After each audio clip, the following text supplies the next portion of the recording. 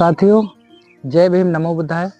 कोई भी भोजन खाने से पवित्रता से कोई संबंध नहीं है।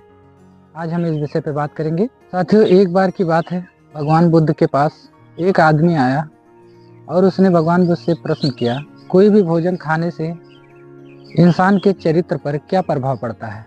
फिर वो आदमी बोला, बाजरा, गिरी, कंद, मूल, कोपल आदि सब्जियां जैसे कि अगर खाया जाए तो इंसान के सुखी जीवन पे बहुत कारगर होता है, बहुत प्रभाव पड़ता है, ठीक से अगर खाया जाए तो।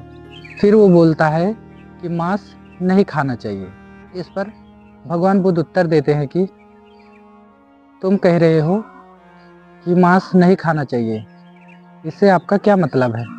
फिर भगवान बुद्ध बोलते हैं, किसी प्राणी की हत्या करना, किसी का अंग भंग करना, मारना, पीटना, चोरी करना, बेविचार करना, ठगी करना, छल कपट करना, ये सब मांस नहीं है तो भी मांस के भोजन करने जैसा ही है। फिर भगवान बुद्ध कहते हैं, काम भोगों के पीछे पड़े रहना, पेट्टूपन, अपवित्रता, ये सब मांस नहीं है, फिर भी मांस खाने जैसा ही है। भगवान बुद्ध बोलते हैं, चुंगली, निर्दयता, विश्वासघात, अत्यधिक अभिमान, घटिया कंजूसपन, ये सब मांस नहीं है, फिर भी मांस खाने के बराबर ही है।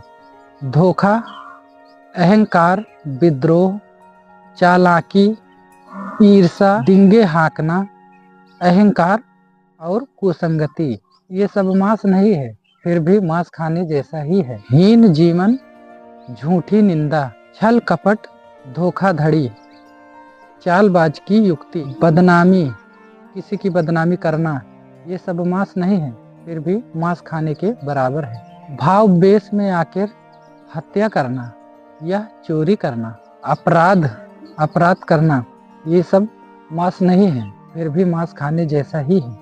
फिर भगवान बुद्ध बोलते हैं, ना ही मांस मच्छी के आहार के त्याग से, ना ही नग्न रहने से, ना ही चुटिया रखने से, ना ही मुंडे रहने से, ना ही मृग की छाल पहनने से, और ना ही अग्नि देवता की पूजा करने से, ना ही सुख के लिए तपस्या करने से, और ना ही यज्ञ हवन करने से, ना ही पूजा पाठ हवन यज्ञ करने से, ना ही स्वच्छ हो सकता है।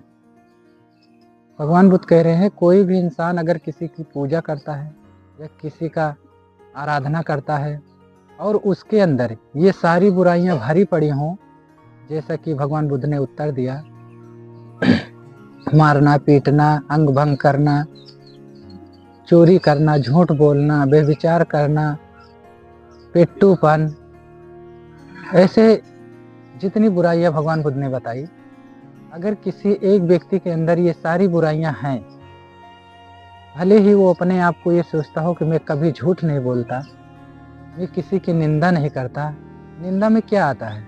निंदा में यही आता है कि अगर आप कहीं गए हैं और वहाँ पे वो व्यक्ति नहीं है जिसके विषय में आप वहाँ पे चर्चा कर रहे हैं, बात कर रहे हैं, तो वो निंदा ही होती है। चुंगली निंदा जिसको बोलते हैं। अगर वो तीसरा व्यक्ति जिसके बारे में आप बात कर रहे हैं वो नहीं है तो वो निंदा ही होती है, वो एक हिसाब से बुरी प्रवृत्तियाँ हैं। अगर ये सारी बातें जितनी भगवान बुद्ध ने बताई, अगर ये सब बातें अगर आप कर रहे हैं तो आप मांस भले ही ना खाएं और आपका मन स्वच्छ और पवित्र नहीं है।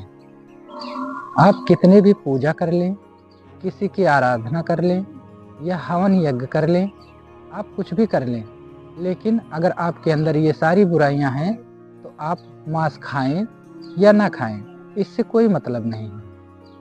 आप उतने ही दोषी हैं जितना आप मांस खाने वाले को सोचते हैं। मांस खाने वाला दोषी नहीं हो सकता, क्योंकि बाजार जाता है, जैसे सभी सब्जियां खरीद के लाता है, साग सब्जी, आलू, टमाटर, मिर्चा, ऐसे ही वो भी मांस भी खरीद के लाता है और उसके चित्त में घृणा का भाव नहीं होता है। वो आता है घर पे, जैसे सभी भोजन को पका के खाता है वैसे उसको भी खाता है। उसके मन में किसी के प्रति ईर्ष्या, नफरत, द्वेष नहीं रहता है और वो स्वच्छ है।